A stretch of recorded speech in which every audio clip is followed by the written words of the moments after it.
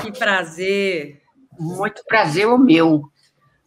Prazer enorme de estar com vocês. Como disse o grande amigo Vinícius, que eu vi um pouco, porque eu tinha ideia que começaria às 4. A ideia, quer dizer, o primeiro comunicado. E aí, depois, quando eu estou agoniada para fazer o contato, chega o e-mail, não, você entra às 5. Então, eu estou aqui às 5. Que bom. Com a mesma alegria de sempre, colaborando com a universidade no engrandecimento da pessoa de Paulo. Esse homem, que ele merece, não é porque eu o amo e que tive com ele uma proximidade muito grande durante praticamente toda a minha vida, né? Terminando eu como sua esposa por 10 anos.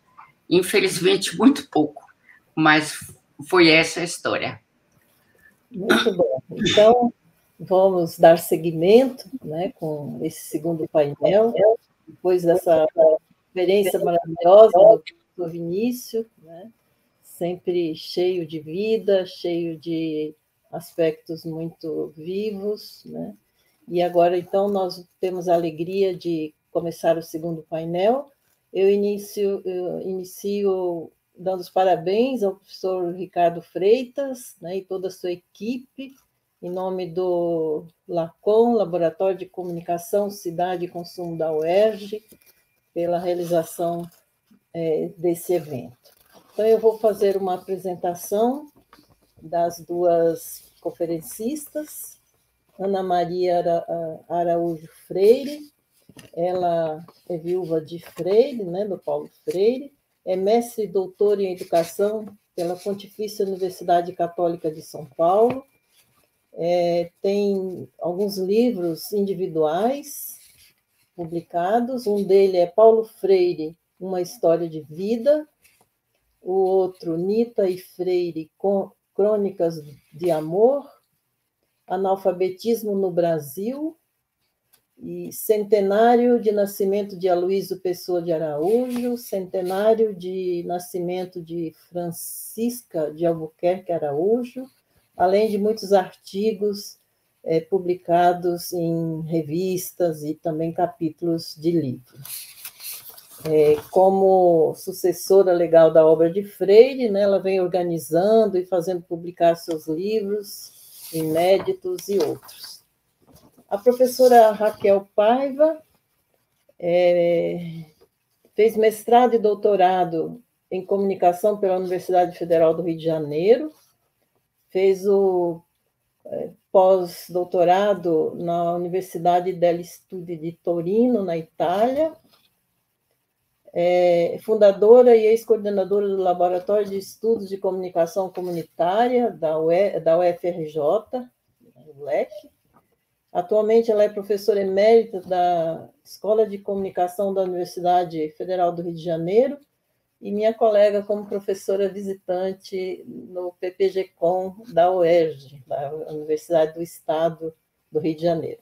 É autora de vários livros, um deles se chama Espírito Comum, o outro Histeria da Mídia, mais um que se denomina Ética, Cidadania e Imprensa, e outro Politiva, a Palavra Feminina. Também é organizadora de coletâneas, com muitos artigos publicados aí em revistas nacionais e internacionais.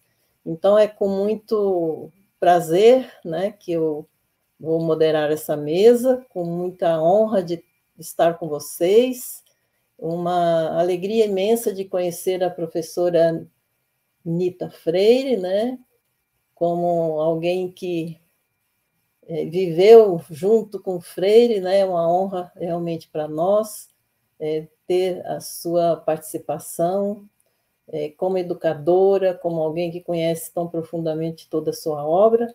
Então, eu passo primeiro a palavra para a senhora, né, fazer a sua exposição. Olha, boa tarde, muito obrigada pelo convite, que me honra muito, e muito contente por conhecer vocês duas. Eu não conhecia também a Paiva. Não sei bem o que eu devo falar. Ficaram de me avisar qual seria um enfoque maior necessário para eu falar nesse momento.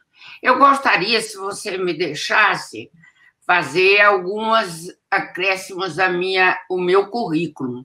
Sim. Eu editei um livro também com Paulo, que é um livro muito bonito. É Nós Dois, que tem fotografias, que tem uma seção das cartas de amor de Paulo para mim, algumas cartas minhas para ele, e crônicas da vida cotidiana de nós dois. É um livro muito bonito, que foi muito bem produzido e publicado pela Paz e Terra. Que um livro, a biografia, que é Paulo Freire, uma história de vida, eu ganhei o prêmio Jabuti, que também não está especificado aí no meu currículo. Eu sou também professora honorária da Universidade de Lanús, da Argentina, e sou doutora honoris causa pela Universidade Federal de Mato Grosso do Sul. Completando essas minhas... três mulheres aí. Ricardo está dizendo, 3 mulheres. É isso. As mulheres, olha, estão indo muito em frente. Vocês tenham cuidado com as mulheres. Vocês, homens, precisam se cuidar. Mas é isso. Por que se homenageia tanto Paulo Freire no ano do seu centenário de nascimento? Eu comecei desde o ano passado a organizar alguma programação para esse ano. Mas a minha expectativa está sendo ultrapassada e muito por eventos no mundo todo. Hoje recebi um e-mail me perguntando se era verdade, e aí eu digo logo, eu não sei se é verdade, mas poderá ser. Se eu sabia que na Universidade de Cambridge, na Inglaterra, está inaugurando um busto de Paulo junto a de John Dewey. Não sei. Mas o que eu sei é que Paulo tem 45 títulos de doutor honoris causa e durante essas 2 últimas semanas eu recebi comunicado de mais 5 títulos de doutor. Do Chile, da Universidade Estadual do Rio Grande do Norte, da Universidade Estadual de Pernambuco, da Universidade Federal Rural de Pernambuco. Então, Paulo está sendo cada dia mais homenageado e mais conhecido. Muito mais do que ele foi em vida. Embora ele dizia, eu sou um cara que vou morrer não com um caderno vazio.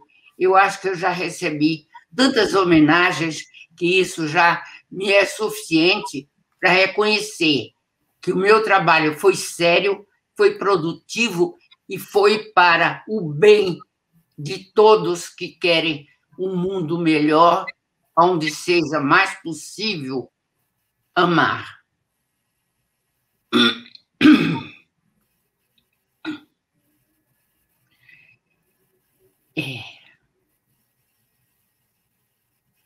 Paulo foi um homem que começou de uma classe média, vamos dizer, um pouco débil, não é a classe média de hoje do Brasil, ou de 5 anos passados.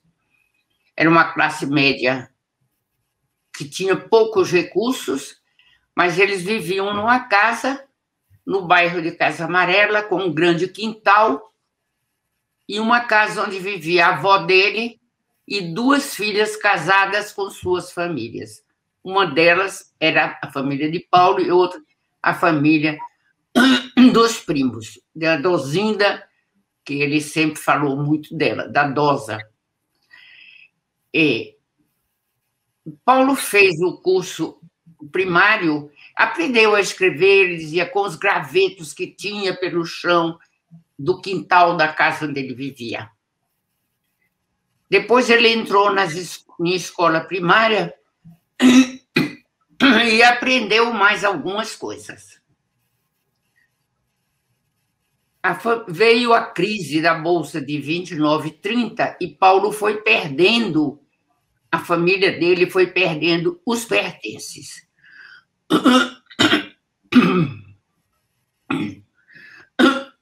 Me perdoem, me perdoem.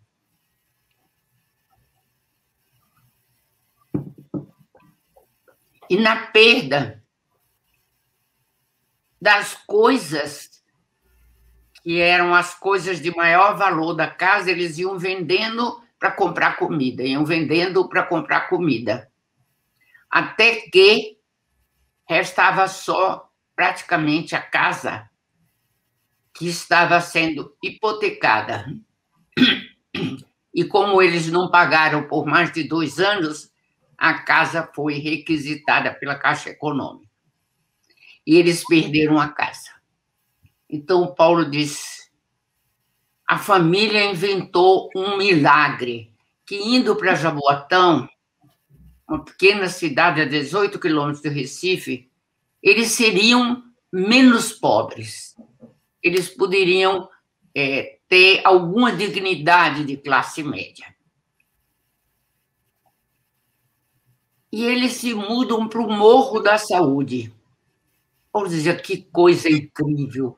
Como Vila das Belezas, Parque Jardim das Flores, tudo isso são nomes dados aos lugares mais feios, onde moram os mais pobres e os mais rejeitados. Paulo foi morar no Morro da Saúde, no alto do Morro da Saúde, em Jaboatão.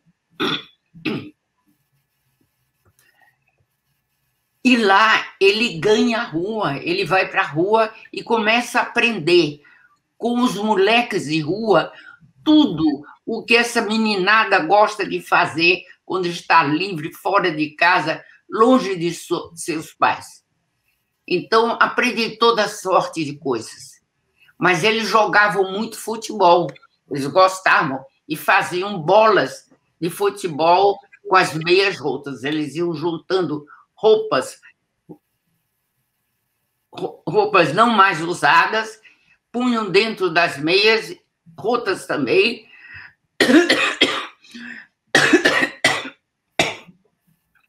e fazia a bola possível de jogar. E Paulo foi conhecendo, então, eu digo, ele ganhando a rua, ele foi conhecendo coisas que ele jamais tinha visto ou pensado antes. Sobretudo, a palavra das pessoas, as frases pronunciadas fora daquele ambiente fechado que ele vivia em Recife, ele começa a ouvir coisas assim: odeio Princesa Isabel, libertou esses escravos que agora não podem mais ser empregados domésticos nossos. Isso é uma injustiça. Nós precisamos voltar a esses tempos de atrás. E aí, Paulo, sem saber a razão de ser, ele ficou profundamente instigado a pensar sobre essas frases, a pensar sobre o que ouvia, sobre o que via, chegando com a molecada dele toda de rua, que para ele não tinha diferença de nome, de classe social, de cor, nem de religião. Alguns não eram permitidos de entrar em casa de outros. A mãe dizia, você não. Você é da gentalha, não pode entrar. Vocês imaginam, e isso foi forjando em Paulo uma força, e foi essa força propulsora da injustiça que o levou a ser o homem que ele foi, que ele é.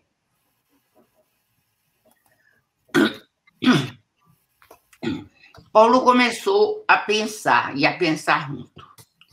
Terminada a sua escola primária em Jaboatão, não existia lá ainda o curso secundário. E ele pede à mãe que vá até o Recife para conseguir uma escola. Ela foi algumas vezes e depois voltou e disse: meu filho, eu não posso ir mais porque a gente tem que pagar essa passagem de trem que dá pelo menos algum pouco de arroz para comprar para o almoço. Porque eles estavam realmente em situação de, não de miséria, mas de uma pobreza absoluta. O pai dele tinha morrido, doente, tinha morrido, e eles não sabiam o que fazer. A mãe dele vai, diz: eu vou pela última vez. E ela encontra na rua Dom Bosco uma placa que estava escrito Colégio Oswaldo Cruz. Ela entra e pede para falar com o diretor. O diretor e proprietário do colégio era o meu pai, Aloysio Pessoa de Araújo. E ela diz: olha, eu vim falar com o senhor que eu preciso de gratuidade de ensino para meu filho. Mas eu tenho uma condição, eu não dou simplesmente doando, eu dou a muita gente que vem aqui me pedir. Muitos dos meus alunos são alunos bolsistas, mas eu preciso saber se esse é um pedido, é um desejo seu, da senhora mãe, ou se é um desejo dele enquanto adolescente que quer estudar. Ela disse: não, esse é o maior desejo que o meu filho Paulo tem, é de estudar. Aí meu pai disse: está concedido essa bolsa de estudo. E é interessante, porque Paulo dizia, desde tenra idade, ele sonhava sendo professor. Ele sonhava, acordava sobressaltado, porque o aluno perguntava alguma coisa que ele não sabia, não é? E ele sempre sonhou, teve esses sonhos. Ele dizia: eram sonhos de sonhos sonhados e eram sonhos da minha vida viva enquanto um ser no mundo. Bem, eles se reuniam já quando estavam mais taludinhos, como se diz no Nordeste, estavam um pouco maiores. Eles se reuniam nos fins de semana para cantar. Eles tinham sempre uma casa lá, um galpão, onde eles iam, cantavam, declamavam, conversavam, e tinham uma vida muito salutar, muito interessante, onde eles iam demonstrando as suas aptidões, os seus desejos, e etc. E um deles se inscreve para cantar na Rádio Jornal do Comércio, em Recife, o Radiário de Pernambuco, não me lembro mais. E no dia dele cantar, ele estava como eu, assim, pigarreando, com voz fanhosa, sem poder emitir os sons direito. Aí disse: eu não posso ir. Então disseram: não, mas vai alguém, porque nós não vamos perder essa oportunidade. Eles davam um pequeníssimo cachê para que ganhasse, cantasse até o fim a sua música. E aí disseram: olha, o segundo melhor aqui é Paulo Freire, então é ele que deve ir. E lá foi Paulo Freire. Chegou lá com esse espírito de justiça, de nunca mentir, que Paulo sempre teve desde criança. Ele foi dizer: olha, precisa trocar o nome, porque o do meu colega, ele não pôde vir. Então, aí o cara disse: meu filho, não importa. Você, quando chamaram o nome do seu colega, você entra e canta. E Paulo se sentiu mal com aquilo, mas eu não posso desistir e voltar para casa. Meus amigos estão lá esperando com um radinho, que eu digo, era mais fanhoso do que emitir sons verdadeiros da música. E naquele tempo eram todos eles apaixonados pelas músicas de dor de cotovelo, aquelas em que o cantor traduzia os sentimentos dos homens que eram abandonados e maltratados pelas mulheres.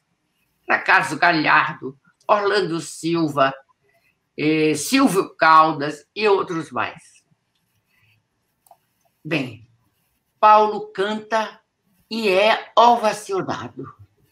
Nossa, foi uma coisa assim incrível para ele. E ele recebe o dinheiro e volta para casa. Quando ele chega em Jaboatão, os colegas o carregam pelos ombros e vão lá para a casa onde eles se reuniam comemorar o evento.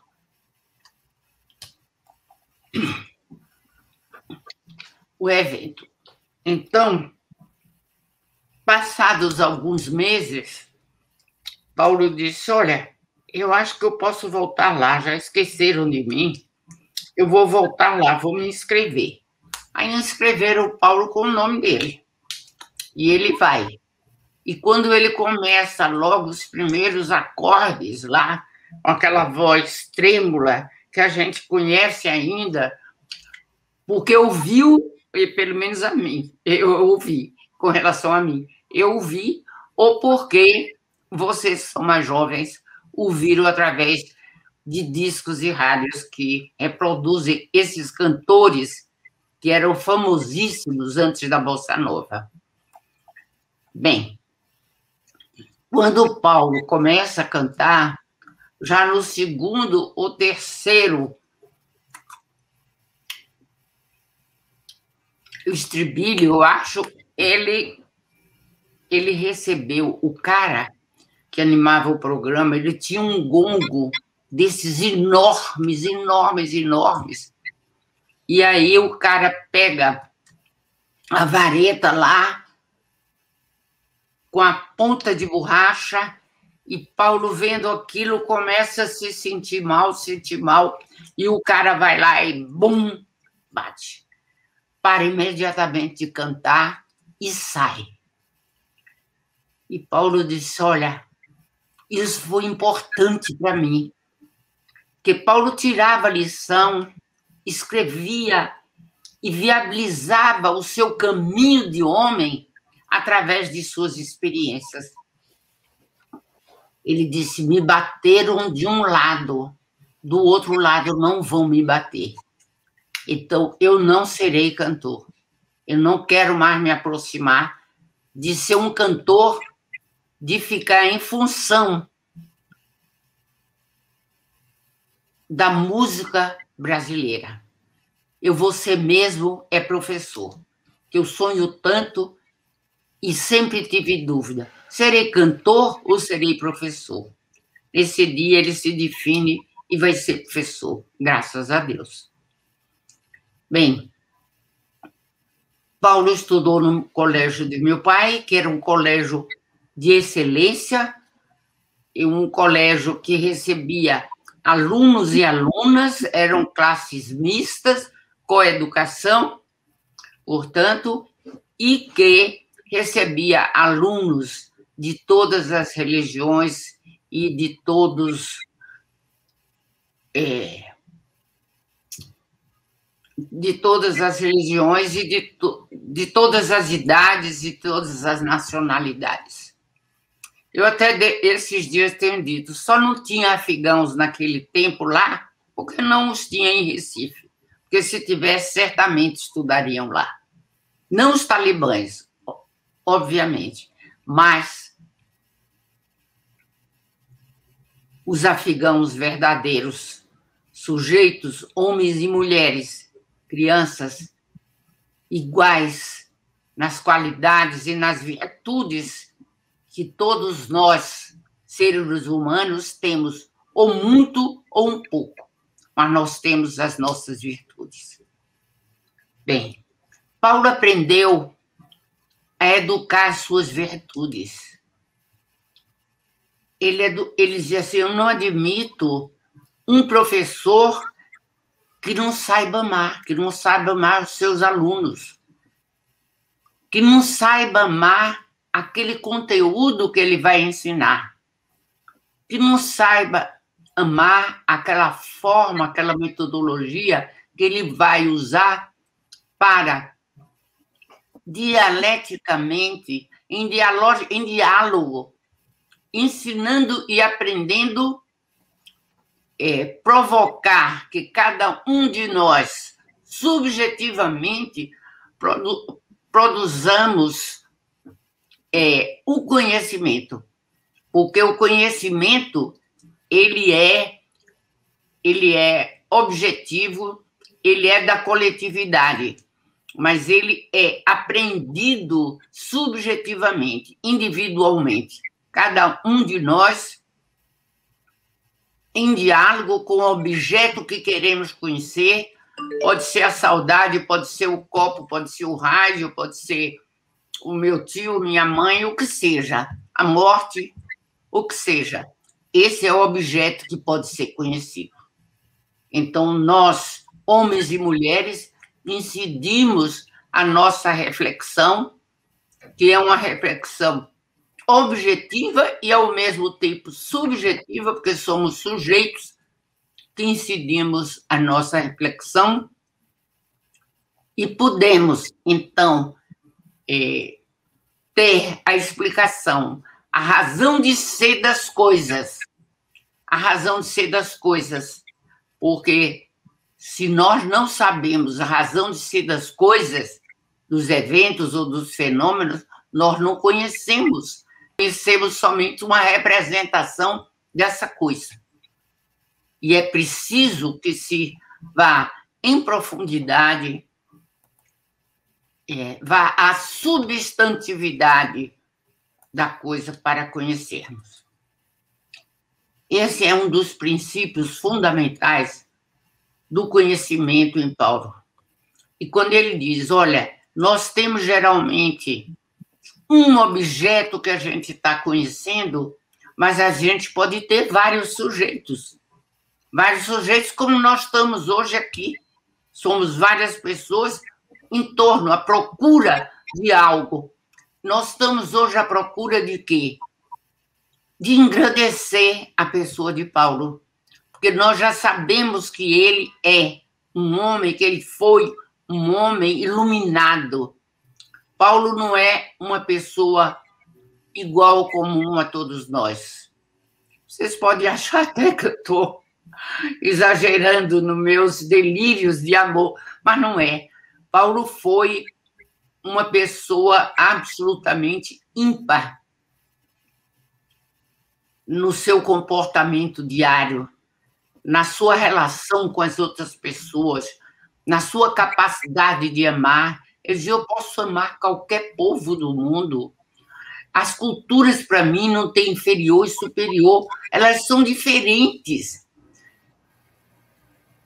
Então, para mim, não existem restrições, não existem objeções às diferenças culturais. Eu as aceito como se fossem minhas, como se fossem, porque são nossas. A cultura é de toda a humanidade. Mais especificamente, isso ou aquilo num determinado... Uma menina bota aí, com Paulo aprendemos sobre o amor. Eu que diga, se aprende muito sobre o amor. Né? Isso para mim foi uma coisa assim... Eu digo que foi um presente de Deus, não é? Porque eu conheci Paulo a vida toda, vi ele crescer como homem, como intelectual, vi Paulo sofrer e ir embora para o exílio. Durante esse exílio, eu encontrei com ele uma vez, eu com meu primeiro marido, Raul, e ele com Elza, fomos almoçar no lugar onde ele ia se refugiar da comida suíça, que era um restaurante português que servia bacalhau. Então, todo mundo que ele convidava podia saber. Ia para o bacalhau ou pedir outra coisa, mas no restaurante português. Bem, voltando ao que eu estava dizendo, até não vou mais me lembrar do fio da meada toda, mas é isso, para Paulo, o conhecimento se dá objetivando o objeto de pesquisa, o objeto cognoscível, aquele que pode ser conhecido, através de várias subjetividades. Porque eu dizia, somos muito aqui procurando pela subjetividade de Paulo, objetivamente. É essa relação dialética entre subjetividade e objetividade, num diálogo franco, sério e honesto, que nos faz conhecer o conhecimento científico, o conhecimento mítico, o conhecimento religioso, o conhecimento filosófico, religioso e etc. Veja o seguinte, e Paulo dizia, olha, podemos e devemos partir sempre que possível, sempre que necessário, partir do senso comum. A história da humanidade não foi feita conhecendo a ciência, eu vou explicar o senso comum. Não é. O movimento é diferente. Eu conhecendo o senso comum, aquilo que é dito todo dia, cotidianamente, sem buscar a razão de ser dele, sem a gente ter objetivamente conhecer esse objeto, que é o senso comum, então a gente partir dele para elaborar um conhecimento mais sofisticado, mais rigoroso, sobretudo mais rigoroso. Então, ele diz, é através desse rigor, é o rigor do processo de conhecer, mais do que o rigor do produto, que nós conhecemos os objetos que estão no mundo. E isso é fazer a leitura de mundo. E quando Paulo diz, olha, a leitura de mundo precede a leitura da palavra. E foi isso que o levou muito a se preocupar com o analfabetismo no Brasil. Pernambuco, nos anos 50, só para vocês terem ideia, tinha mais de 80% de analfabetos, que não sabiam ler nem escrever. Quando Juscelino Kubitschek fala que vai fazer o governo de 5 anos, 50 anos de prosperidade, aí ele começa a ver aonde eu vou fazer isso. Isso é uma promessa vã que eu fiz, pensando que era possível. Não posso, porque a gente só produz o desenvolvimento através de pessoas que tenham os conhecimentos mínimos da ciência e, portanto, do ler e escrever. Ele convocou um congresso e Paulo vai como representante de Pernambuco.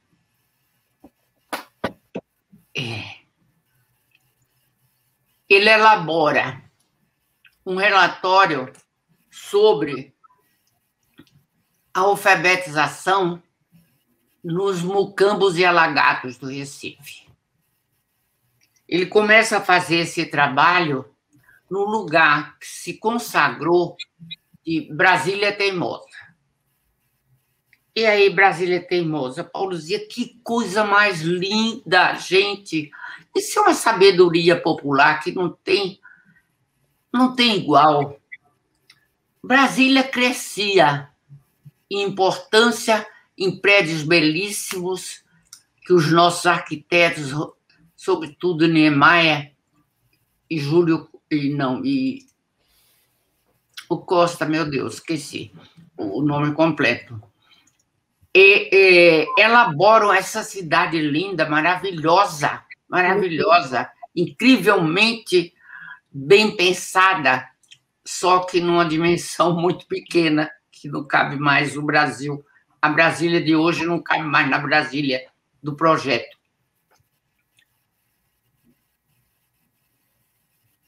E me perdi. Eu dizia que quem quiser me ajudar, pode me ajudar aí, André. Que eu sobre falando. Juscelino Kubitschek. Tá. Muito obrigada. Ele fez o congresso e Paulo leva esse relatório. Quando ele diz que a campanha de Lourenço Filho fazia 10 anos que funcionava no Brasil, não tinha dado certo, porque eram usadas as cartilhas feitas para sujeitos adultos. Feito para as crianças. E ali eram sujeitos adultos que iriam se alfabetizar. E Paulo diz, olha, a cartilha é o pensar daquele que vai ser o mandante do processo de alfabetização. E o processo de aquisição do conhecimento, portanto, da alfabetização, tem que partir dos próprios sujeitos. É o sujeito analfabeto que vai falar de seu desejo, de sua vontade, do que é importante para a vida dele. Então, tem que ser através de um diálogo entre aqueles que estão se iniciando no processo de alfabetização.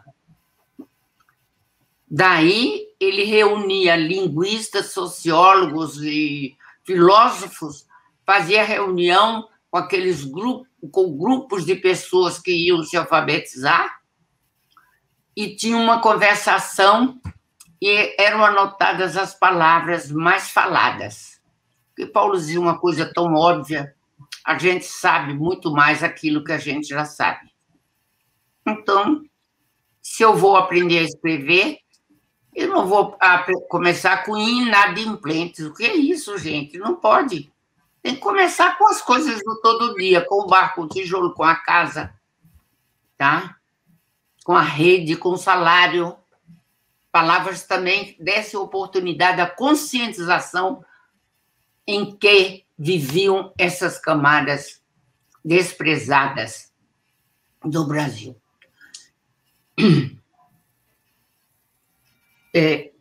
Esse relatório de Paulo, com esse relatório, Paulo ficou conhecido no Brasil todo.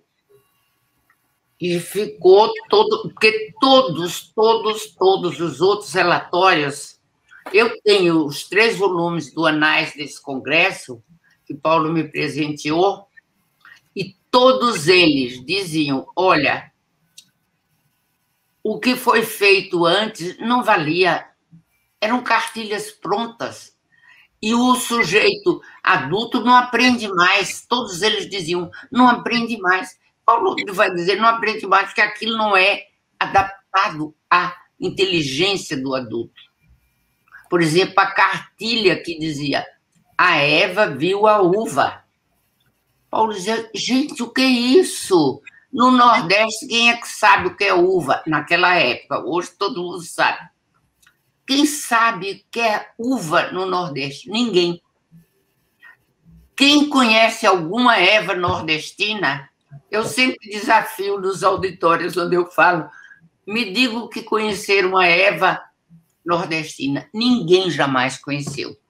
Então, dizer Eva viu a uva é mesmo que falar japonês para eles, ou de falar qualquer outra língua absolutamente enigmática, até para nós que somos letrados, não é?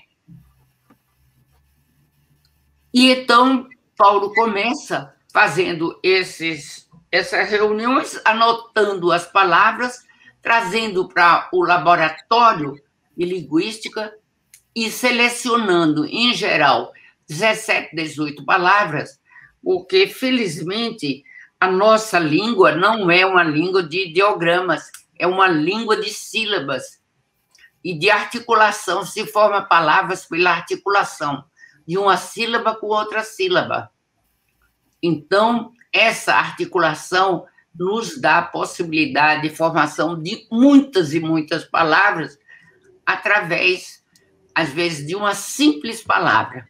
A palavra que ficou mais conhecida e que se menciona mais é tijolo.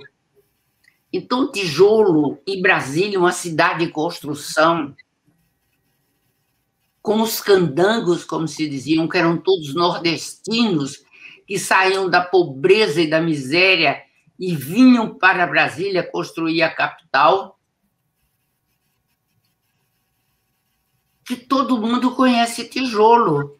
Nós não somos norte-americanos. Vou contar para vocês a questão de, antes da pandemia, 3 anos passados, uma guria, filha de gente muito amiga, que está casada com um arquiteto norte-americano, eles vieram ao Brasil e aí ele disse, nossa, mãe do céu, como é diferente a construção, porque lá é tudo madeira, pegar fogo no vapt-vupt. Aí ele disse, eu quero ver esses tijolos. E no final ele levou um tijolo de construção, esse que o pedreiro bota um sobre o outro, levou, embrulhou bonitinho e levou para mostrar em Nova York como é que se constrói casa no Brasil, que não é de madeira que pega fogo. É uma construção sólida e duradoura.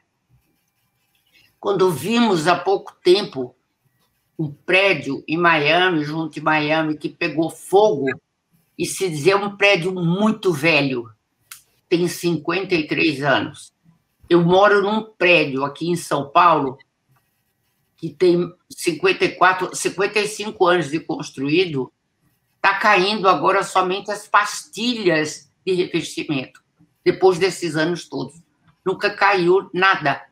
O prédio não sofre nenhum abalo que possa derrubá-lo. Até semana passada veio aqui o representante do metrô examinar apartamento por apartamento e vai passar uma linha de metrô aqui de baixo. Para quem conhece São Paulo, uma coisa assim, eu digo fantasmagórica, é uma coisa incrível, porque tem já uma estação que é Mackenzie Higienópolis, que ele passa a 45 metros abaixo do nível da rua. E essa nova linha, a linha laranja, vai passar 15 metros abaixo desse. Então, vocês imaginam escadas, escadas, escadas para descer, para a gente pegar o metrô e andar por debaixo dessa terra,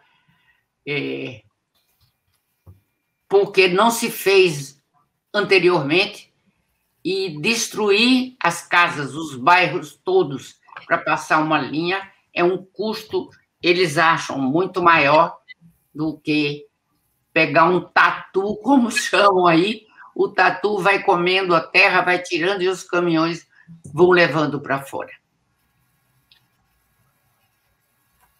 Bem, então eu acho que é isso que eu teria que dizer, e depois, se vocês quiserem refutar, perguntar, concordar, eu fico aberta. Então, é o seguinte, Paulo foi esse homem que nos ensinou que o importante não é a resposta, o importante é a pergunta. Porque quando ele foi dar aula para os operários no SESI, e que todo mundo ficava dorminhocando enquanto ele falava, e Paulo, sempre que acontecia uma coisa, ele ia pensar, eles por que dormem na minha aula? Eu estudei Piaget, uma teoria tão bonita, falo lá que não se educa filho batendo, e eles ficam dormindo. Aí Paulo dizia, o que é que eu errei? Onde eu resvalei?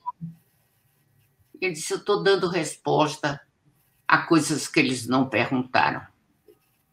Eles não estão querendo saber disso. Eles estão querendo saber por que os filhos morrem, por que eles ganham pouco, por que a vida é tão difícil, por que seus desejos até de enterrar os seus mortos. Isso que foi estudado muito por Paulo lá no tempo do MCP e do SESI, em Pernambuco, era uma coisa que não se levava em conta no Brasil, a importância de se enterrar os mortos. E hoje em dia a gente vê, quando mães perdem filhos mortos por essa milícia horrorosa que está campeando aqui no Brasil, elas dizem: eu quero ter o direito de, pelo menos, enterrar o meu filho. É esse o maior desejo. Primeiro é isso, e depois eu quero justiça. Quero justiça, que para elas é uma coisa muito ampla, muito genérica. E se perguntam o que é justiça, para a senhora ela não saberá dizer. É preciso que ela tenha uma consciência crítica, que a sociedade, que aqueles que estão empenhados numa melhora do nível de sociedade brasileira, trabalhem com essas pessoas. O que é fazer a justiça quando seus filhos são assassinados sem dignidade nenhuma e sem justificativa nenhuma. Não há justificativa para matar outro, mas muito menos como se mata hoje no Brasil, que se mata pretos e pobres e prostitutas. Então, muito obrigada, professora Anita, por suas maravilhosas palavras, sua linda conferência.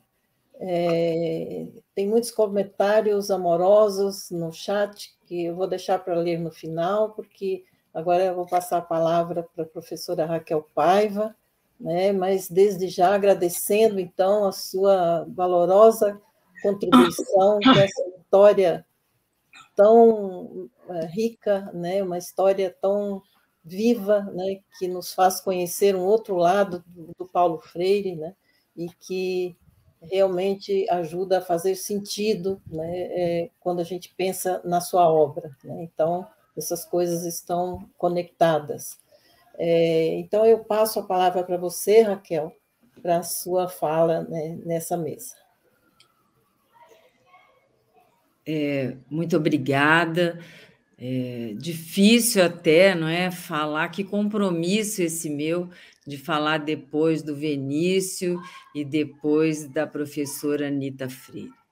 Mas eu vou tentar, né? Vou tentar, e queria, de início, agradecer mais uma vez ao Ricardo Freitas e à Patrícia Miranda, por essa homenagem que a Faculdade de Comunicação da UERJ está prestando ao professor Paulo Freire, e queria agradecer também por estar compartilhando essa mesa com a Anita Freire e com a Cecília Peruzzi. É uma grande honra para mim. E eu vou seguir o título sugerido para a mesa, que é a atualidade no pensamento de Paulo Freire para a comunicação. Como eu disse, é difícil falar depois deles, porque eu acho que os dois já trouxeram elementos para o que a gente está falando, e eles conhecem muito a fundo essa história, e também quem trabalha com movimentos populares também, mas eu vou levar a grande maioria de vocês para uma cidade muito pequenininha, que hoje tem 11 mil habitantes, que é exatamente no meio do Rio Grande do Norte, um lugar com altas temperaturas, que vivia e vive da agropecuária, e onde fica o único vulcão inativo do Brasil, o Cabugi. É uma cidadezinha às margens do rio Pataxó, e importante, né, a gente falar sobre isso, por causa dos povos originários. Eu estou falando da cidade de Angicos. E por que eu resolvi falar de Paulo Freire? Pela experiência de Angicos, que hoje está aqui agora, nesse momento, nesse ano, está completando 58 anos. É porque eu acho que foi um momento definidor, marcante para o lugar e para o papel que o Paulo Freire tem para nós, os brasileiros.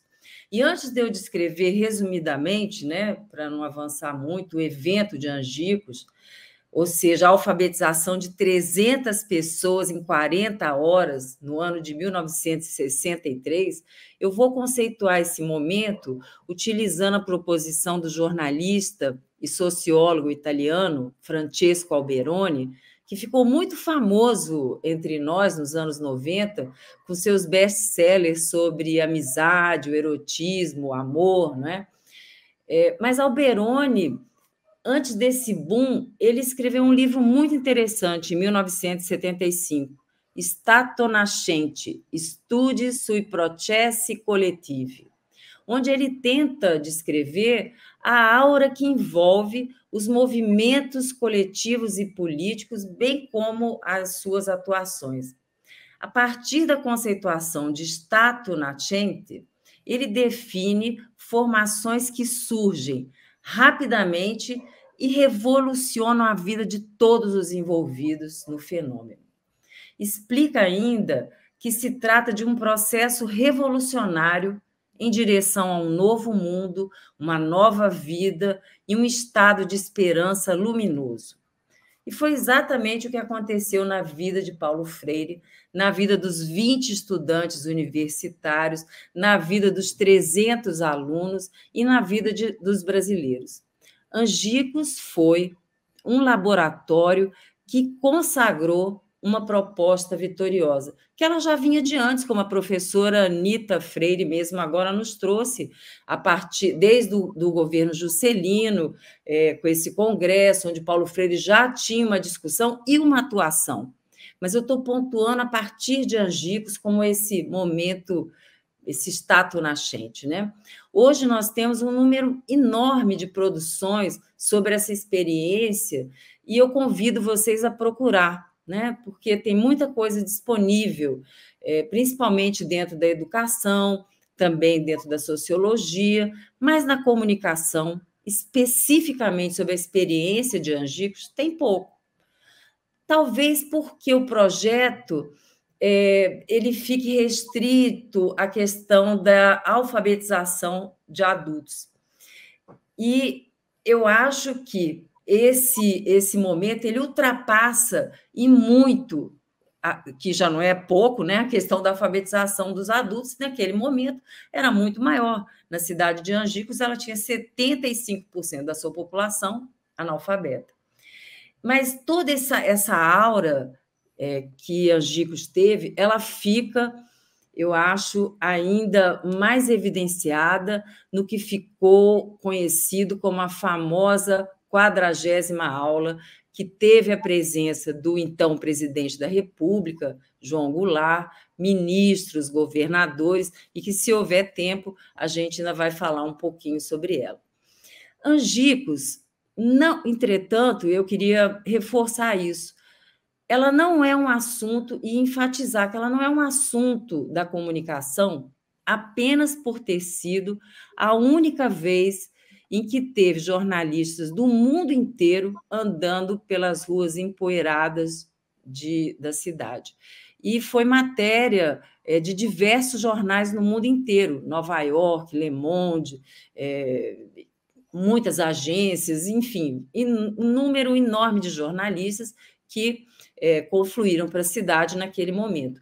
Angicos também não é objeto da comunicação só por ter tido um método de alfabetização e usar instrumentos como retroprojetor, e que naquela época não era algo tão comum, não é?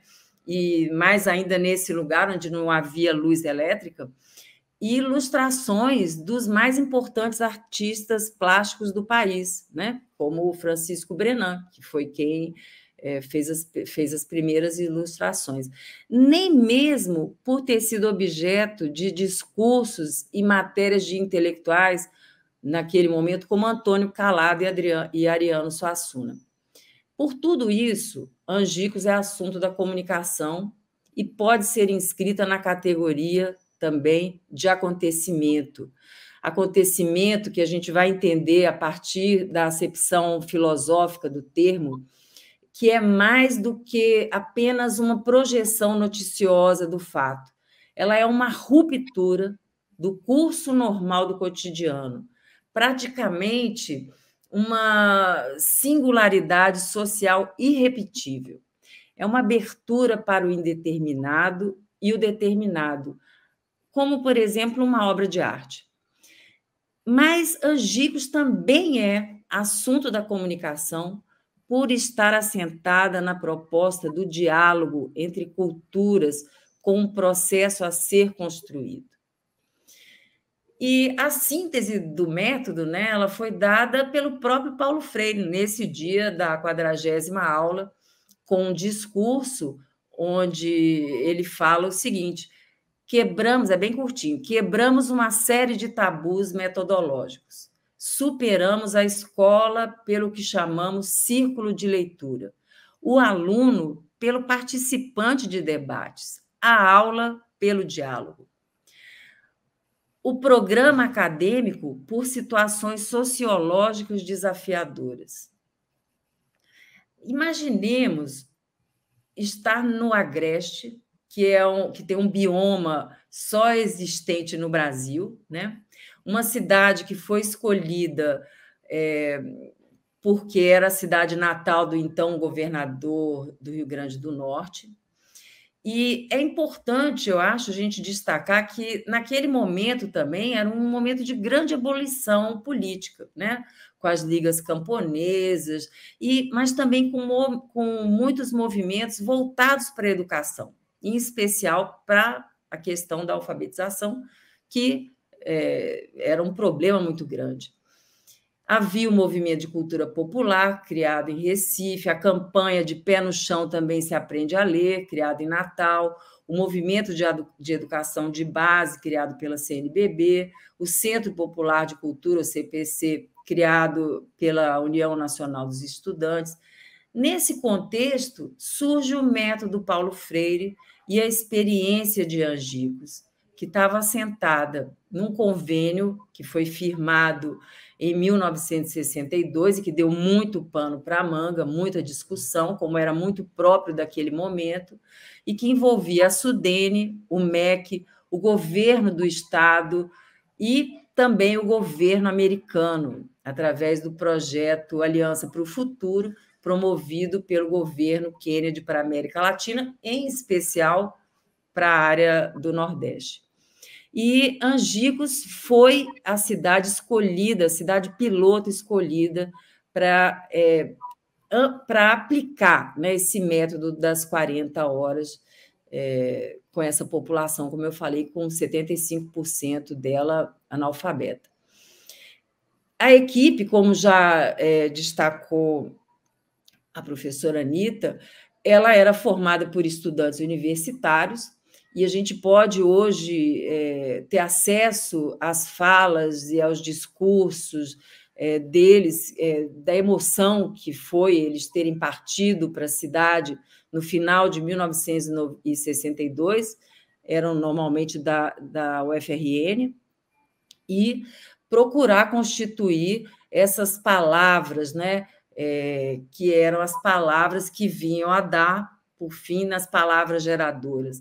Esse primeiro vocabulário vivo da população, que faz parte do método Paulo Freire, né, nessa proposta de diálogo, tinha 380 palavras. As aulas aconteciam de noite, à luz de vela ou de lampião, e nos mais variados lugares da cidade, até mesmo na delegacia, tinha aulas na delegacia. Além das palavras geradoras, o método também era famoso pelas fichas de cultura, né? Cada uma dessas fichas, que eram para cada lugar, né?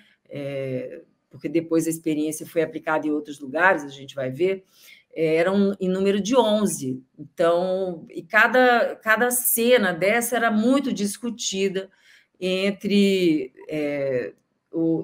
todos, né? Então, por exemplo, tem uma primeira onde você tinha o homem diante da natureza, né? Que é uma questão muito importante que Paulo Freire trazia, né? A diferença entre cultura e natureza. e que reproduzia a figura de um casal de costas para o espectador, contemplando uma paisagem com casas, coisas construídas pelos homens e também pássaros e animais. Bom, aí tem uma série de fichas, e a ficha final era a ficha que mostrava o grupo de adultos dialogando nesse círculo de cultura, portanto, os próprios membros, né, daquele movimento. Com o sucesso de Angicos, que ficou comprovado em todas essas matérias que eu falei, em todos os lugares do mundo, né, não só no Brasil, pelos mais importantes jornalistas, e que foi divulgado em todos os lugares, o projeto foi expandido para outras cidades de Natal, do Rio Grande do Norte, como Natal, Mossoró, Caicó, Macau, outros estados do país, como Ubatuba, Osasco, Rio de Janeiro, Brasília, Aracaju, Porto Alegre. E a experiência serviu de exemplo, isso é muito importante, para um projeto nacional de alfabetização. Em janeiro de 1964, um decreto federal reconhecia o sistema Paulo Freire para alfabetização em tempo rápido. A ideia era a criação de 60 mil grupos para alfabetizar em torno de, ainda em 64, 1,8 milhão de pessoas. E Paulo Freire foi designado pelo MEC para presidir essa comissão especial do programa. Mas isso foi no começo do ano, né, em 14 de abril, 13 dias depois do golpe, um outro decreto extingue o Plano Nacional e, 2 meses depois, em junho, Paulo Freire foi preso e acusado de subversivo. Bom, aí a gente sabe de toda a história, né? 16 anos de exílio e toda a sua produção, né? Mas a experiência de Angicos, ela permanece como uma referência para todo mundo, não apenas de um método de alfabetização, mas pelo conjunto da sua obra, basicamente voltada para a igualdade social, tendo como ponto de partida a educação.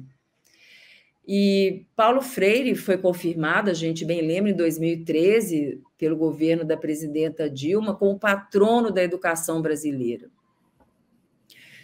E ele poderia, desde 63 e até antes, né, ter sido considerado para nós, né, principalmente depois de ter se consolidado como patrono da educação, ter se configurado como um mito, né?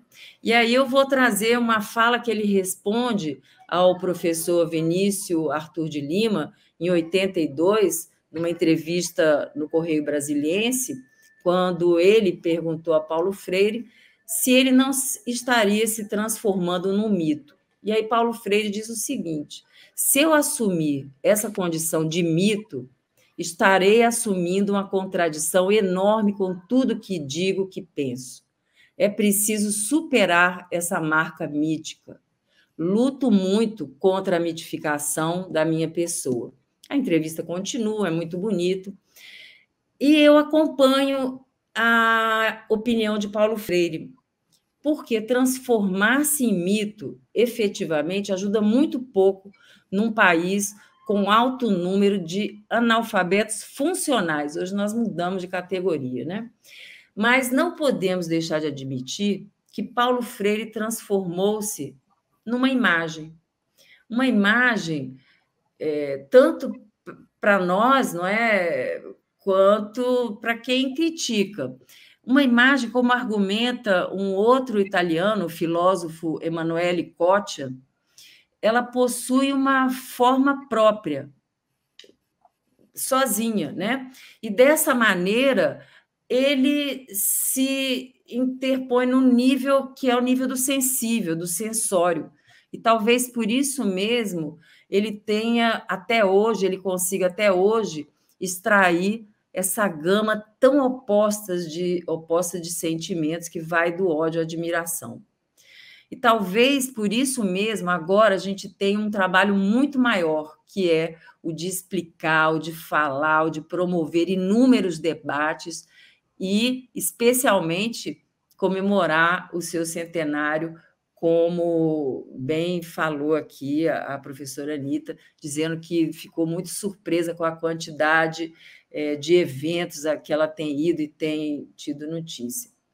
E eu acho que até mesmo a gente pode pensar que a gente pode chegar a um ponto de implementar a sua proposta sem mencionar o seu nome, como sugeriu recentemente Frei Beto num dos eventos muito importantes dedicado a Paulo Freire, ao centenário. Isso porque o projeto de Paulo Freire não foi apenas de alfabetização, mas é sim, como já foi dito várias vezes, é um projeto de aprendizagem. Por isso ela é continuada, por isso ela é necessária em todos os estágios de nossa vida. Paulo Freire foi um homem moldado pelas marcas do Nordeste brasileiro. Nós vimos isso aqui hoje, muito claro hoje.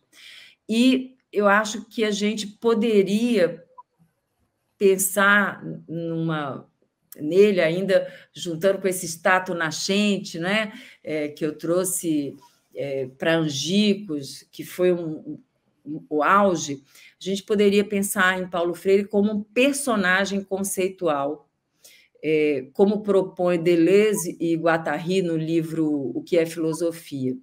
Pode ser um caminho para explicar por que Paulo Freire se tornou não apenas o patrono da educação brasileira, mas também uma referência mundial quando se fala em educação.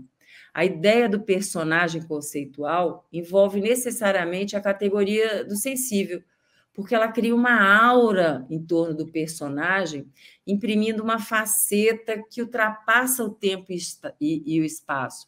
Eu nunca vi um centenário onde o comemorado está tão vivo, né?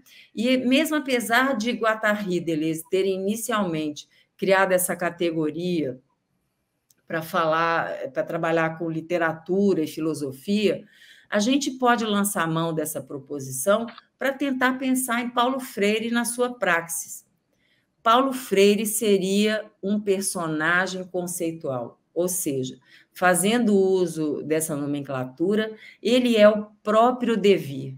Por essa razão, ele interfere completamente na estrutura narrativa, seja na literatura, seja na filosofia ou na realidade.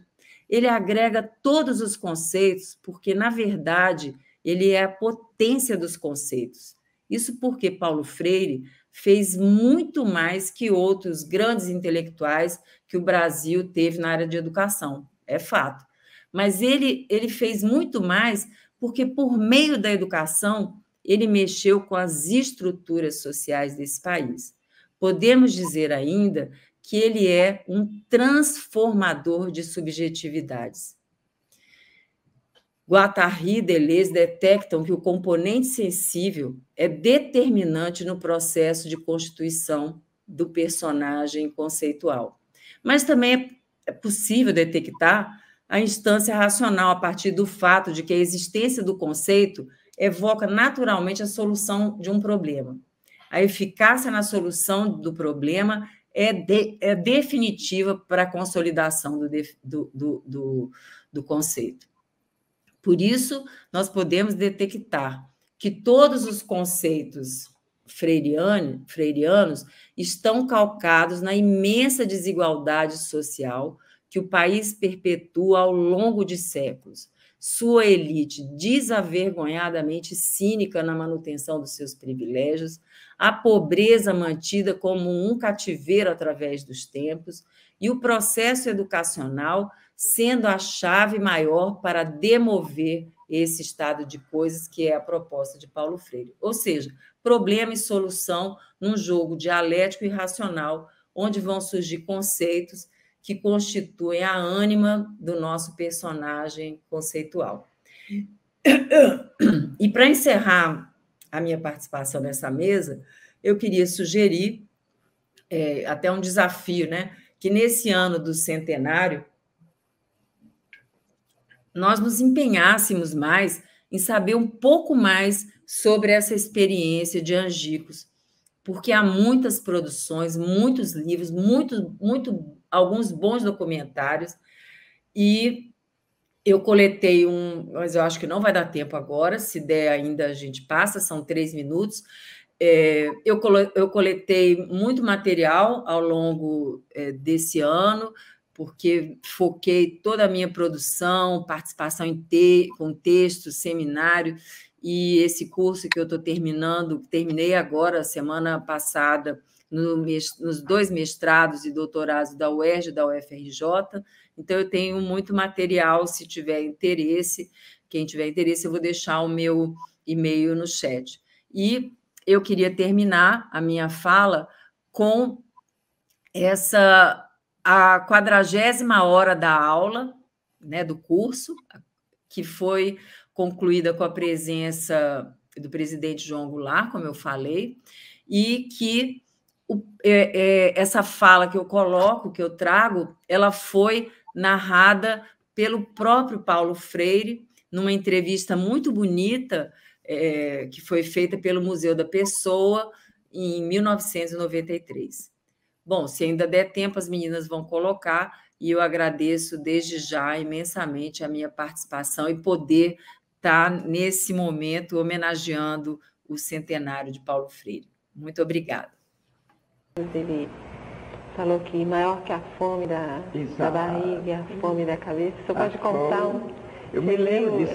Inclusive, ele fez um discurso, foi muito interessante, porque o presidente da República já tinha encerrado a reunião quando ele pede a palavra. Quer dizer, tinha nada a ver com os protocolos. Ele pede a palavra para falar.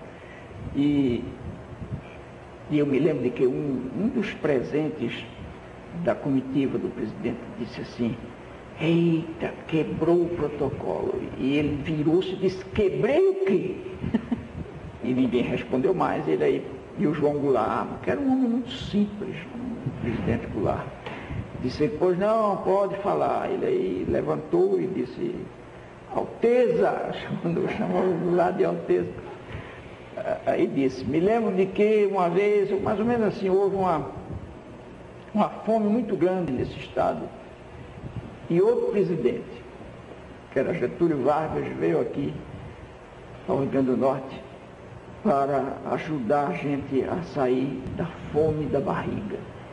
E hoje vem Vossa Alteza para ajudar a gente a matar outra fome, a fome da cabeça e a fome do saber.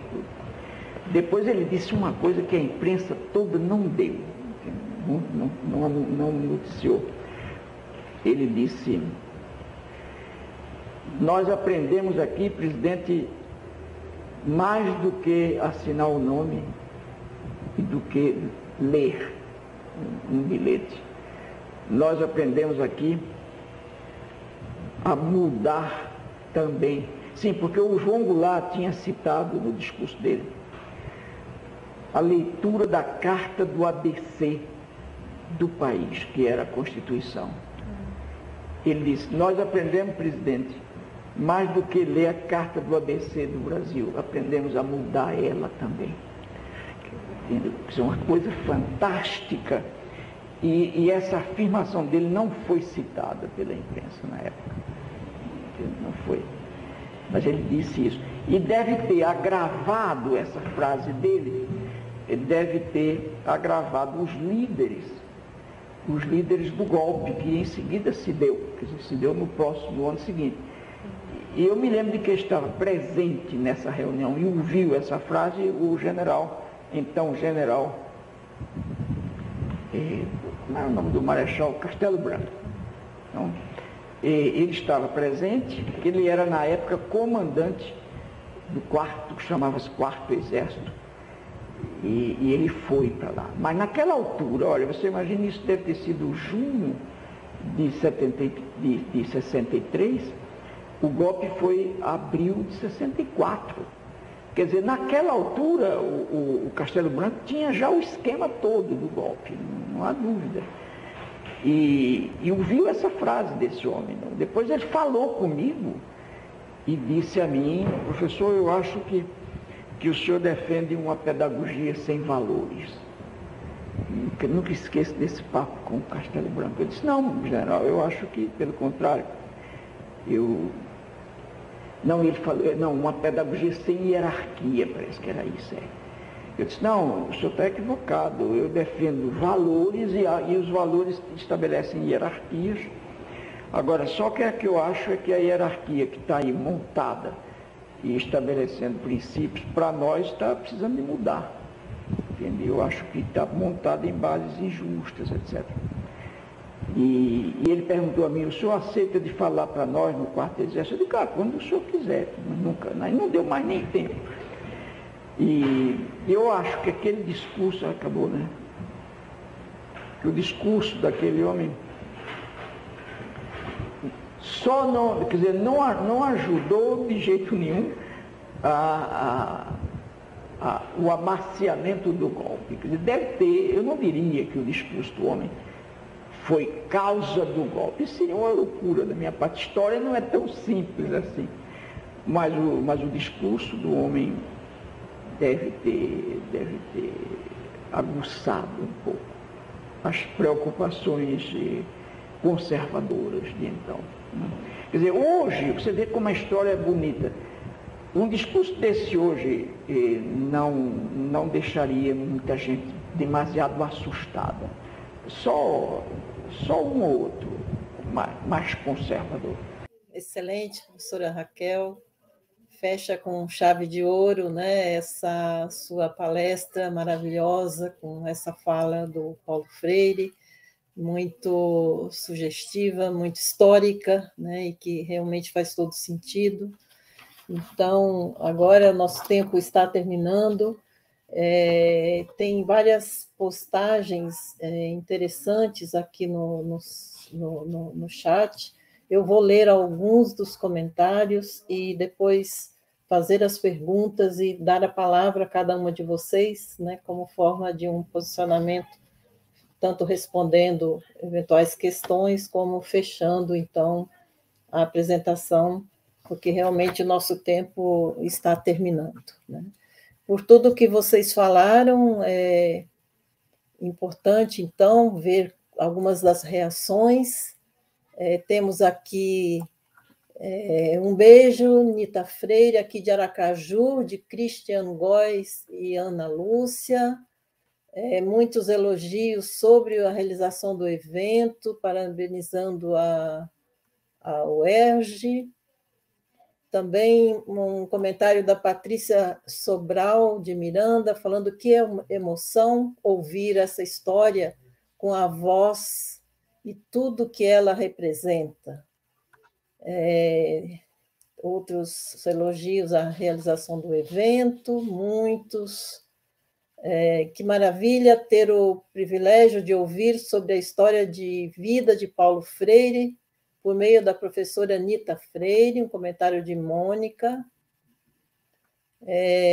Ana Goulart fala, que história, que riqueza. Sara, que história. Helena, que boniteza de história. Rose Santana, com Paulo aprendemos sobre o amor. Sandro Torres, que maravilha, parabéns ao UERJ e à Raquel. Anita, que emocionante sua fala e compromisso. Que momento único, que bom que tudo fica gravado. Comentário da Daniele Bezerra. A Cecília Bezerra, lá de Souza, também comenta, uma mesa muito maravilhosa, parabéns a todos. Aqui vai, então, uma pergunta, né? Acho que dirigida a vocês duas. Qual conselho de esperança vocês acreditam que Paulo Freire daria aos brasileiros nesse momento? Depois, Nita, em Pedagogia do Oprimido, Paulo Freire discute sobre o papel da educação para a nossa liberdade. Partindo disso, você acredita que os meios de comunicação independentes, como educadores, são libertadores? Excelentes falas. Shirley diz que fala rica, professora Raquel Paiva, Paulo Freire segue conversando demais com filósofos e arquitetos epistemológicos. Uma mesa maravilhosa, parabéns, Raquel, professora da UERJ, com muito orgulho, foi professora da gente. Outro elogio para Raquel, mais elogios. Que bom, Raquel, parabéns. Vinícius comentando muito bom, Raquel também. Assim por diante. Patrícia Sobral, um trecho primoroso de Paulo Freire para coroar a fala maravilhosa da Raquel. Os professores Vinícius e Raquel, o porquê de Freire tão reconhecido na educação é quase que completamente desconhecido, até menosprezado nas ciências da comunicação e no estudo de jornalismo. Mais uma pergunta, né? Sandra Azevedo, muito especial e histórico, de partilha e cobertura para novas questões. Essas são, então, as questões colocadas, né, e os comentários. Eu passo, então, a palavra primeiro para a professora Anita e, em seguida, para a professora Raquel, para falar uns 3 minutos, por favor.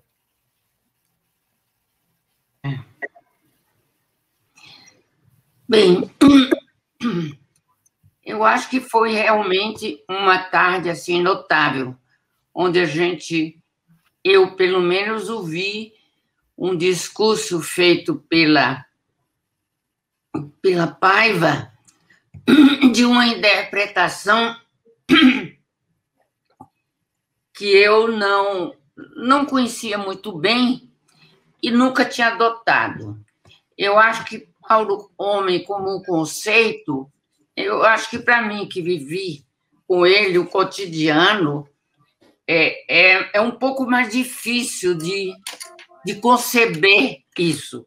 Embora ache que o papel da filosofia e das ciências é isso, mostrar interpretações daqueles fenômenos que se nos apresentam na sociedade. E Paulo realmente foi um fenômeno, não é? Porque ele, desde que apareceu nesse congresso convocado por Juscelino, no Rio, até hoje, ele vem num crescendo vamos dizer, de uma admiração profunda por grande parte da população. Não sei se é a maior parte da população. Hoje em dia, eu até acredito que a maior parte da população acredita mais em Paulo Freire do que esses outros que dizem que a Terra é um prato. Eu até digo que a gente andando nesse prato vai cair aonde, meu Deus? Aonde a gente vai cair, né? Então, é isso. Considero Paulo um homem que teve uma grandeza enorme, uma grandeza de valores, uma grandeza de espírito, uma grandeza de reconhecer o outro, de dignificar o outro, de ser absolutamente tolerante com os seus diferentes, não com os seus antagônicos. Enfim, e Paulo foi um homem, como diz uma amiga que trabalhou com Paulo na secretaria, Paulo foi um iluminado, bem diferente da interpretação científica aí dos seus dois autores, do Deleuze e do Guattari.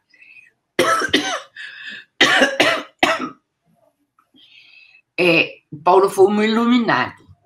Ela é espírita e ela acredita piamente de que a cada século Deus manda um ser que vem para embelezar o mundo, para tornar o mundo mais fraterno, mais amigo e mais solidário. Eu tenho que aceitar as duas interpretações, não é? Mas eu fico com essa de que Paulo foi um homem, e foi isso, eu conheci Paulo um rapazote, né? Eu menina. Então, eu vi Paulo crescer no mundo, e, ultimamente, me surpreende realmente o número de homenagens que se presta a Paulo no mundo inteiro. Muito obrigada. Professora Raquel. Muito obrigada. Eu vou alinhavar as duas também rapidinho, as duas questões. A primeira, que conselhos Paulo Freire nos daria, eu não tenho condição de responder, né? Eu acho que a Anita Freire, o Vinícius seriam mais adequados para essa resposta. Mas eu poderia dizer o seguinte, que é o que eu tenho lido, e hoje a fala da professora Anita nos deixou bem claro, não é? Paulo Freire era um autêntico nordestino, e eu acho que, sendo um autêntico nordestino, significa aquela pessoa, aquela raça de gente que luta, né? Que não esmorece. Então, eu acho que esse é um conselho que eu posso interpretar, né? Que é o que eu fiz hoje com a minha fala e é o que eu posso fazer. Sobre a pergunta da comunicação, eu acho que é em parte verdade, em parte não, porque todos nós que trabalhamos com movimentos populares, com comunicação comunitária, e está aqui a professora Cecília, minha colega de longa data, né? Temos trabalhos em comuns e tantos outros também da área. Todos eles sempre trabalharam com as ideias de Paulo Freire, com as propostas de Paulo Freire, lendo Paulo Freire. Eu li Paulo Freire desde a faculdade, né? O primeiro livro dele. E fui estudar em CIESPAL, e CIESPAL, na América Latina, a metodologia era a metodologia calcada em Paulo Freire, do diálogo, né? Então, eu acho que pode existir, né? Não posso ser categórica, mas pode existir uma área da comunicação que ainda não trabalhe com Paulo Freire. E o esforço que eu fiz hoje de falar aqui não foi falar para os meus colegas que já sabem quem é Paulo Freire. Eu fiz o esforço exatamente de falar para aqueles que não sabem tanto quem é Paulo Freire, e por isso eu trouxe essa experiência de Angicos, que se a gente tivesse mais tempo, eu traria vídeos, as falas emocionadas dos alunos, e eu sugiro que vocês façam isso, para quem não teve ainda contato, porque está tudo disponibilizado. Se num momento, logo depois, a prisão de Paulo Freire, a prisão de vários dos professores, né, do curso, e também, se logo depois daquele momento todo o material foi queimado, não sei se vocês sabem disso, o que resistiu foi guardado em casas de terceiros. Hoje a gente tem todo esse material graças a esse repositório aqui, que é o Google, né? E todas essas outras plataformas, a gente tem todo esse material disponível. Basta procurar. Quem não quiser procurar, não tiver tanto tempo e quiser que eu passe, eu já pedi para colocar o meu e-mail aí, fico à disposição. Muito obrigada mais uma vez ao UERJ por estar sendo esse local de celebração dessa pessoa, né, desse intelectual, que é tão fundamental. É fácil comemorar o centenário de alguém que está tão presente no nosso cotidiano e é tão necessário. Muito obrigada por terem me feito parte disso. Muito obrigada. Então, com os meus agradecimentos pelas excelentes contribuições, né, da Paiva e da professora Anita Freire, quero dizer que foi uma honra estar com vocês, e ontem eu fiz uma palestra sobre Paulo Freire, também sobre a atualidade do seu pensamento, no Centro Universitário Estácio de São Luís, e eu terminei falando que Paulo Freire vive, né?